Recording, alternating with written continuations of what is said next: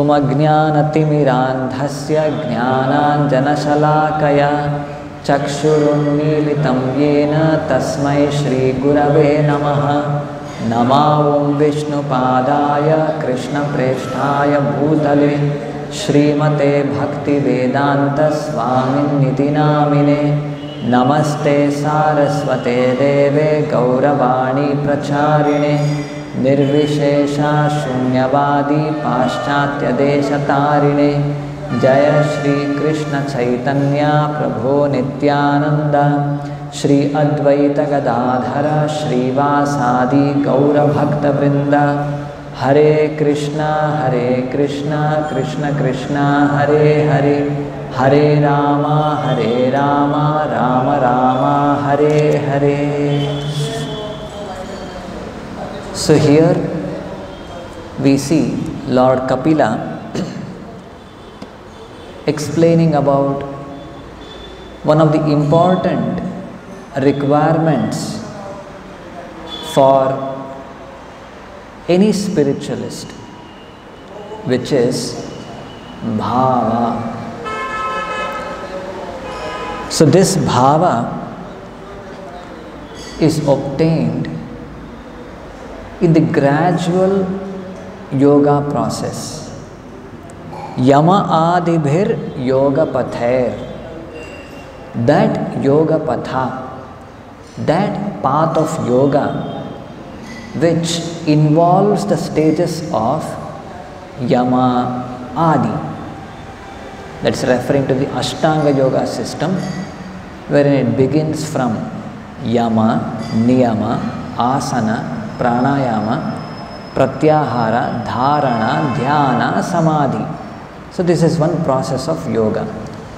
So gradually, by practice of such yoga systems, Abhyasan Shraddhayanvitaha,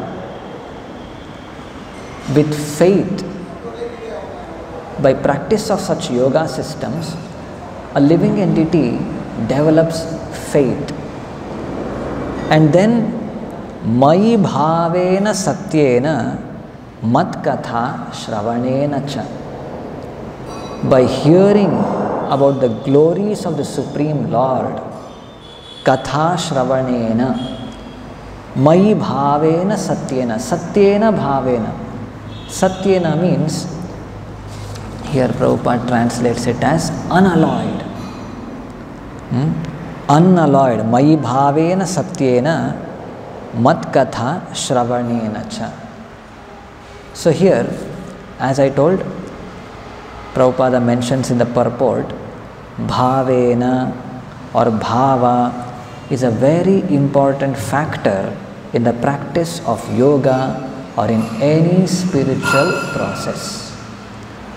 So in any spiritual process, this is a very important factor, that is bhava. Let us try to understand this. Earlier, I had one assistant. He came from a remote village background, and he was being told that there is a vacancy in our temple, and that person who told him about this vacancy, he had explained what all will be there in our temple. That here from our temple, lot of prasadam distribution will happen. About our Akshaya Patra program, lakhs of people are being fed from here. Every day people, they'll get up at 4 o'clock and they'll get ready and chant and do japa, all of these things. Daily Bhagavad Gita, Bhagavatam, whatever lectures will be there, reading will happen, and all of such things. So that person, one day, like he had told me how his first day's experience, the first day when after hearing about all of these things, he had come to our temple, he had entered from the back gate, and before entering the gate, he thought, it seems, it is such a sacred place. Daily, whatever, people get up here at 4 o'clock and lakhs of people are being fed from here, Bhagavad Gita, Bhagavata Pravachan will happen, and he left his slippers outside the gate and entered our compound. How can I step this place with my slippers on? So he paused outside the gate, just the back gate, left his slippers outside and then entered our area. Of course, later, because of familiarity later, things changed. So if we also recollect in our life, maybe the first time when we come in touch with the temple, with Bhagavad Gita, with chanting, Prabhupada, all of these things, there is that mood or that bhava involved in it, which because of awe and reverence, because of the knowledge of all the things happening here, it brings us to a certain mood, to a certain mentality. Likewise, we can remember maybe some devotees. If we maybe we will have maybe our certificates, our 10th standard, PUC or degree or many other accolades, whatever we have got. If we brush through that, just by looking at those, some paper with some printed matter on it, oh, this certificate with so much hard work I have obtained. This was given to me by my school headmaster, or maybe by my principal or the vice chancellor or some big politician, someone, and we just brush across through that. It may just be some paper there, but the mood, it will take us to a different kind of a mindset altogether. So here in the purport, Srila Prabhupada says how to get into that bhava stage, how to get into that mood, because it is said here, this is a very important thing for any spiritualist, this bhava, the mood what he carries in his heart. So how to get into that proper mood while performing devotional service to the Lord? Prabhupada says here, bhavena or bhava is a very important factor in the practice of yoga or in any spiritual process. Bhava is explained in Bhagavad Gita 10.8. Buddha bhava samanvitaha. One should be absorbed in the thought of love of Krishna. When one knows that Krishna is the Supreme Personality of Godhead, is the source of everything, and that everything emanates from Him, then he understands the Vedanta aphorism, and then he can become absorbed in bhava, or the preliminary stage of love of Godhead. So this is the way a devotee comes to this stage of bhava. How is it? By understanding this verse from Bhagavad Gita. Aham sarvasya prabhavo mattah sarvam pravartate iti matva bhajante mam buddha bhava samanvitaha.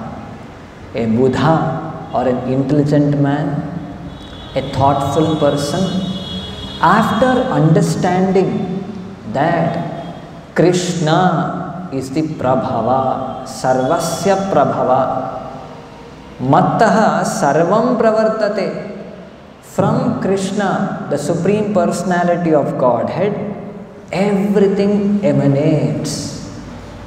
Understanding this, he engages in the service of the Lord, bhajante ma, and how he engages? Bhava samanvita, with full bhava. At that point of time, he understands the Vedanta aphorism, Janma Adi Asya Yataha. In Bhagavatam it is said, Janmadyasya yato anvayaditaratascharteshu abhignyasvarat. The Supreme Lord, He is that Swarat, the Supreme Independent Personality. Janma Adi, from Him the creation takes place. From Him whatever is created is being maintained. From Him whatever is being maintained now, at one point of time it will be dissolved, it will be destroyed. Everything happens from Him. So understanding this, a person comes to the bhava stage. He gets into that mood. He understands Krishna in this way. He becomes absorbed in the thoughts of Krishna. Here Prabhupada says one should be absorbed in the thought of love of Krishna.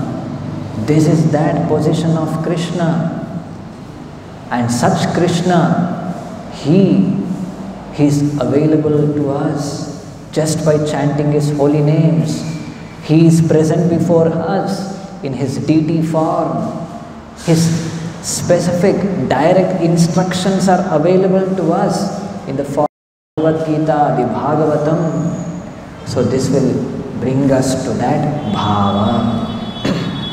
So here we need to understand how, like this is one place where it is said, another place in Bhagavad Gita also, in the 15th chapter, it is said in the same way, wherein it is described about how there are living entities, two categories, one is Kshara and the other is Akshara. The living entities in the material world, in the bounded condition, they are all Kshara. There are living entities in the spiritual world, they don't fall down here, they are all Akshara. And that personality who is beyond this Kshara and Akshara, He is Purushottama. He is that Supreme Personality of Godhead.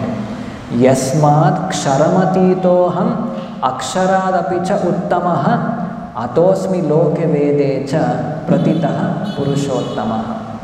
So He is that personality who is known as Purushottama in all the Vedic literatures, because He is beyond the Kshara and Akshara living entities. Yomam evam asammudho janati purushottamam.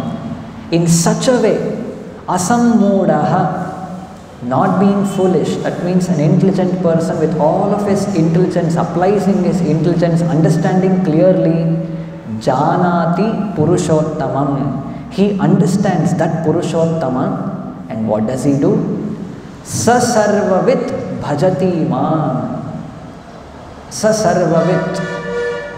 He knows everything, and what does he do? Bhajati mam. He engages in my service. How? Sarva bhavena bharata.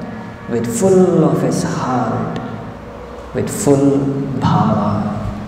So it is this bhava, if we can recollect the different pastimes of various devotees, it is this kind of a bhava which made the Brahmana of South India in Srirangam become oblivious to all the criticisms which were offered by his fellow mates, his friends. They were criticizing him. He doesn't know how to read, he is not reading properly, the Bhagavad Gita. They were all criticizing him. In spite of that, he was not being disturbed by them. Why or how? It is because of this bhava, what he carried in his heart, that this is Krishna, the Supreme Lord, holding that Bhagavad Gita, that picture coming to his mind. He is a Supreme Personality of Godhead, but he has taken up that position of a driver, driving a chariot for his devotee Arjuna. So this bhava made him become oblivious to all of the criticisms offered by his other friends. So it is this bhava which caused Sanatana Goswami to become unaware of the blisters which were caused by these sunburns in Jagannath Puri.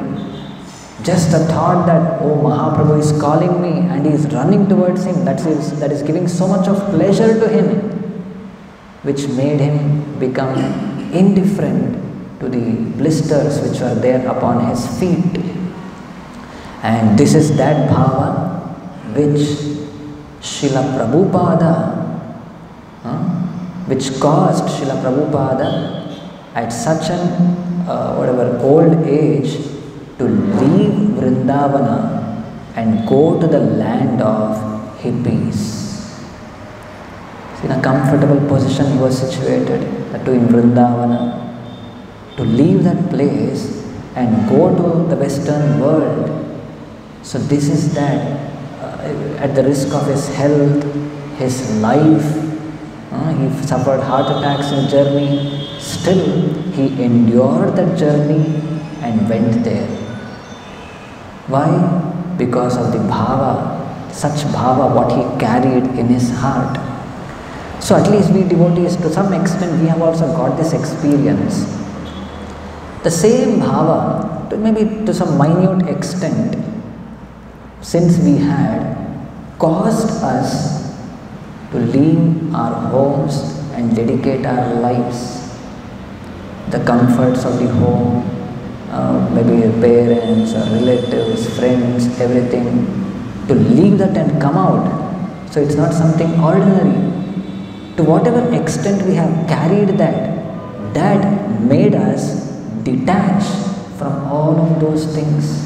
But of course, maybe later because of familiarity, the proportion or that quantity will reduce. All those things may happen because of familiarity, not sticking on to the process. But to some extent we have experienced in our life. So that's why it is said here, this bhava or bhavena is a very important factor in the practice of yoga or in any spiritual process. And how to get this bhava? So one thing Prabhupada says here, by understanding Krishna, that aham sarvasya prabhavaha, and he is the janma adi asya yataha, and all of these things. Another way, it is mentioned here how Rupa Goswami, what he mentions, the purport Prabhupada says, Rupa Goswami explains very nicely in Bhakti Rasamrita Sindhu how this bhava or preliminary stage of love of God is achieved. He states that one first of all has to become faithful, shraddhayanvitaha. So this is a reference to Rupa Goswami's explanation about the different stages through which a devotee passes through to obtain the highest stage of Krishna Prema or love of Godhead. So it starts from where? Shraddha. Adau Shraddha. And then Sadhu Sangha, Bhajana Kriya, Anartha Nivritti, Nishtha, Ruchi, Asakti, Bhava, and then Prema. Everything starts from Shraddha. Shraddhayanvitaha. So here, so this is step by step. In the purport we see one more very important thing Prabhupada mentions. One may come to the standard of faithfulness by following the rules and regulations of the yoga system. So that's what in this verse we see. Yama adibir yoga pather abhyasan shraddhayanvitaha. By practice of the yoga process, by yama, niyama, pratyahara, dharana, step by step, all of these things, gradually one develops faith. That shraddha he will get. That's what it is said here. One may come to the standard of faithfulness by following the rules and regulations of the yoga system. And the same goal can be achieved simply by chanting and hearing about the transcendental activities of the Lord. That Shraddha or that faith which a living entity or an endeavoring spiritualist, which he attains by practice of different kinds of yoga system, that Shraddha, that faith can be achieved. How? Simply by chanting and hearing about the transcendental activities of the Lord. So that's why we should be aware of this. There is one direct process, there is one indirect process. What is that indirect process? Come through all of the different stages of different yoga systems. It may be Ashtanga yoga by practice of Yama, Adibihi, Yama, Niyama, all these things. It may be by Karma yoga, by offering the results to the Supreme Lord. Yat karoshi, yad ashnashi, yad juhoshi, dadasya, tat kurushva, madarpanam. Offering everything to the Lord. Or it may be through Jnana process, but ultimately so-called Jnanis, by their mental speculation, finally they have to come and surrender to Krishna only. Bahunam janmanam ante jnanavan mam prapadyate vasudeva sarvamiti. Finally they come to this stage. Or what we see in the 6th chapter of Bhagavad Gita, where different kinds of the process of dhyana is being explained, and ultimately the conclusion in that chapter also we see yoginam api sarvesham madgatena antaratmana Shraddhavan bhajate yoma sameyukta tamomata. So, through all of those indirect process, if we come, ultimately we have to come to the stage of bhakti or devotion. If we do not come to this stage, then it is said it is incomplete. That yoga process is still incomplete. But yet there is another process which is direct process. Manmana bhavamad bhakto madhyaji mam namaskuru. Always think of Krishna, become devotee of Krishna, worship Him, offer your obeisances unto Him. So by this process, directly he can elevate to the highest platform of spiritual achievement. That's what Prabhupada writes here. The word cha is significant. Bhakti yoga is direct and the other process is indirect. But even if the indirect process is taken, there is no success unless one comes fully to the direct process of hearing and chanting the glories of the Lord. So a person may not be ready to accept the direct process. He may accept the indirect process. We can't say both are one and the same, both are equal. No. The indirect process may help a person to come to the stage of hearing and chanting about the glories of the Lord. If he is not elevated to that stage, then it is not said to be successful. There is no success unless one comes fully to the direct process of hearing and chanting the glories of the Lord. So, we have been given this direct process. Mat katha shravanena cha. This is what this verse says. Hearing and chanting the glories of the Lord. Whether you have faith, have faith. Whether you are qualified, not qualified. Whether you have already started your journey in the spiritual path or not. At whatever condition you may be in, at whatever level you may be in, whatever degree of contamination, whatever let it be, just engage in chanting and hearing the glories of the Lord. If you don't have Shraddha, you will get Shraddha. If you have Shraddha, gradually this is that process which will elevate you to the level of bhava or preliminary stage of obtaining love of Godhead, and ultimately it will help you obtain or come to the stage of love of Godhead. The process is mat katha shravanena cha. hearing and chanting the glories of the Supreme Lord. One more important point, let us discuss and we'll end with this. Nishkapatena. Here, the word used is that bhava should be there. How it should be?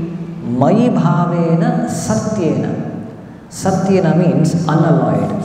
Here in the purport, Srila Prabhupada makes a reference to Sridhara Swami, his commentary on this verse, wherein this word satyena, he translates it as nishkapatena, being nishkapata, or not to be duplicitous. Kapata means duplicity. Nishkapata, not being duplicitous. So there, the explanation given is about the impersonalists or the Mayavadis. They are duplicitous. Why or how? Why? Because they also engage in service, devotional activities they perform. They also hear and chant. They also worship the Supreme Lord. But what is the intention behind? To become God. I will worship God today so that one day I will become God. So they are not true devotees. This is duplicitous. This is that kapata. So it's only devotees who can be non-duplicitous, which is the most important qualification to raise to the level of whatever bhava and prema, become a pure devotee. That's what, like say here it's mentioned in the beginning of Bhagavatam also. That person who is non-envious, he becomes eligible to understand the message of Bhagavatam, which is that verse, Dharma prochita kaitavotra paramo nirmatsaranam satan. He should be non-envious.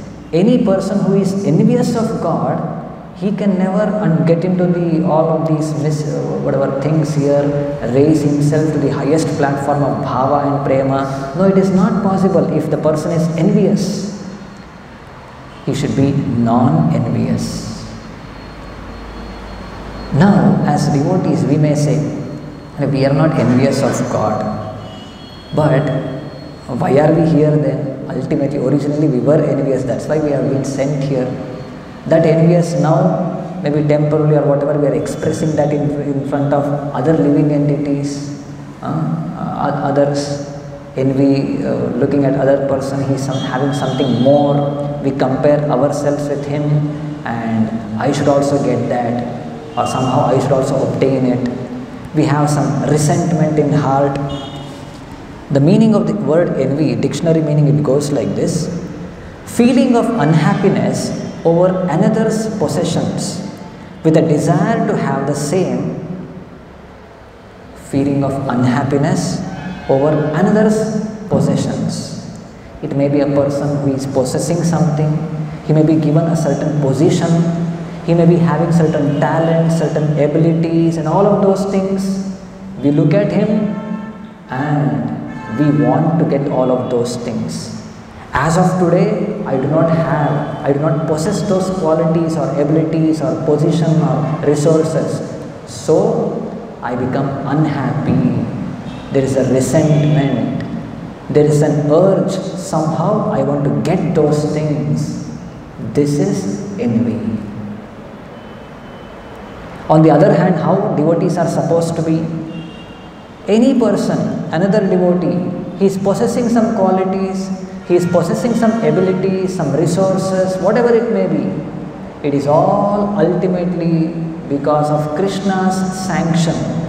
It may be the devotee's karma, it may be the devotee's desire to serve Krishna in certain way, certain qualities, abilities, resources are given to him. We should be ready to accept it.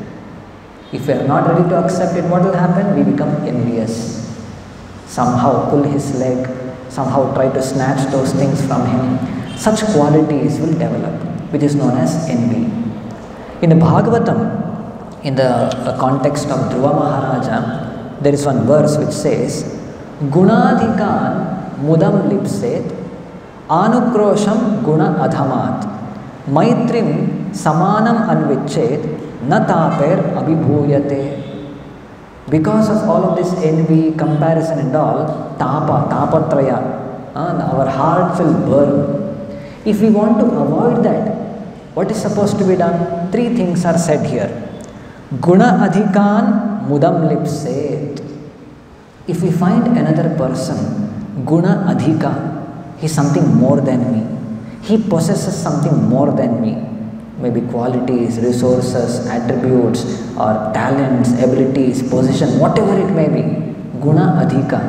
If we see such a personality or person, what are we supposed to do? Mudam lipset. We should feel happy in our heart to have seen such a personality. Oh, this person, this devotee, he is having more abilities than me.